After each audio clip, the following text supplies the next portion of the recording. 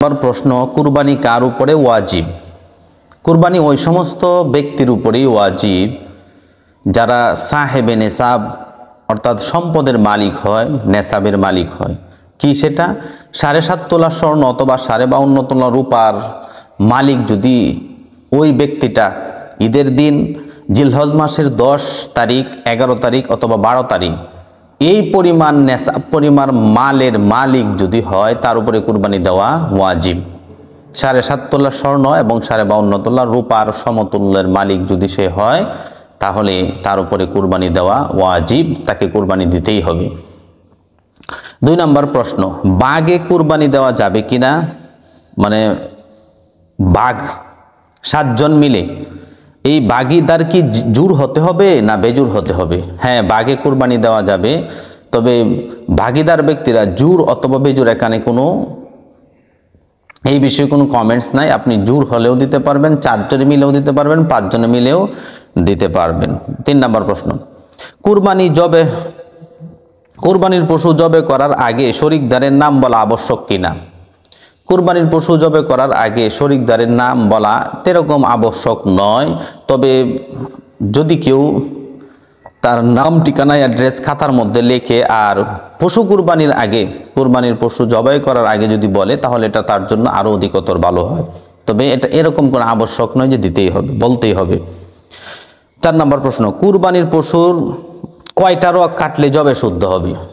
কুরবানির পশুর 4টা রগ রয়েছে। একটা হচ্ছে কণ্ঠনালী, শ্বাসনালী এবং সাহারকদ্বয়। 2 সাইডের 2টা রগ, সাহারকদ্বয়, এই 4টা রগ। তার মধ্যে 3টা রগ কাটলেই জবে শুদ্ধ হয়ে যাবে। 5 নম্বর প্রশ্ন, কুরবানির গোশত অনুমান করে বন্টন করা যাবে কিনা? না, কুরবানির পশুর গোশত অনুমান করে বন্টন করা যাবে না। যদি করা হয় তাহলে সুদ হয়ে যাবে। 6 নম্বর প্রশ্ন, গোশত কয় ভাগে করতে হবে? 3 ভাগে করা কি আবশ্যক? গোশত 3 ভাগ করা, 1 ভাগ নিজের জন্য, অপর ভাগ আত্মীয় স্বজনের জন্য, অপর ভাগ এতিম মিসকিন, গরিব মিসকিনদের জন্য করা হলো মুস্তাহাব। কিন্তু আপনি যদি না করেন এই 3 ভাগ, আপনি নিজেও যদি খেয়ে ফেলেন, তাহলে তাতে কোনো সমস্যা নাই। 7 নম্বর প্রশ্ন, ঋণ করে কুরবানি করা যাবে কিনা? হ্যাঁ, ঋণ করেও কুরবানি করা যাবে, তবে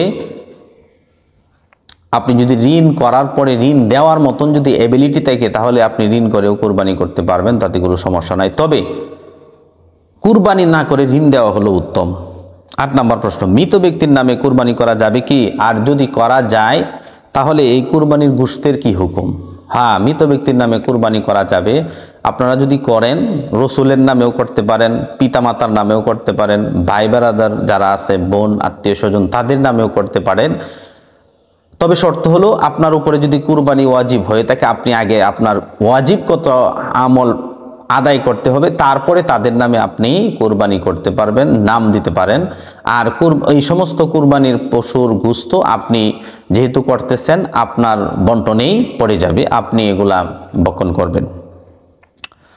9 নম্বর প্রশ্ন, মান্যতের কুরবানি করা যাবে কিনা? হ্যাঁ, মান্যতের কুরবানি করা যাবে। কেউ যদি বলে যে আমার এই কাজটা হলে আমি একটা আল্লাহর রাস্তায় কুরবানি করব, তাহলে আপনার উপরে মান্যতের কুরবানি ওয়াজিব হবে।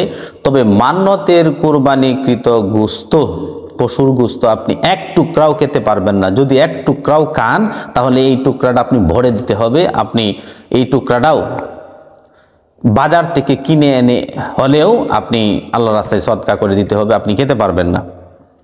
10 নম্বর প্রশ্ন, যে মান্যতের কুরবানির গোশত কয় ভাগে বন্টক হবে?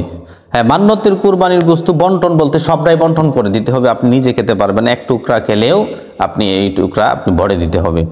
11 নম্বর প্রশ্ন, কুরবানির পশুর দম যাওয়ার আগে পশু ছিলা, এটা কি? না, কুরবানির পশু জবাই করার পর দম যাওয়ার আগেই চামড়া চিলা, এটা পশুর সাথে ভালো আচরণ করা হয় না।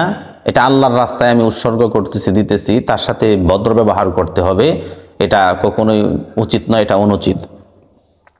12 নম্বর প্রশ্ন, শ্রমিক দিয়ে মানে গোশত দিয়ে শ্রমিক ভাড়া করা যাবে কিনা? এটা সম্ভব নয়। গোশত দিয়ে আমাদের সমাজে এখন যারা পশু কুরবানির পর যারা সিলে কষায় তাদেরকে গুস্ত দেওয়া হয়। খবরদার, গুস্তুর বিনিময়ে কোনো সময় আপনি শ্রমিক নির্বাচন করতে পারবেন না। আপনি শ্রমিক নির্বাচন করতে হলে আপনি টাকার মাধ্যমে তার সাথে দর কষাকষি করবেন।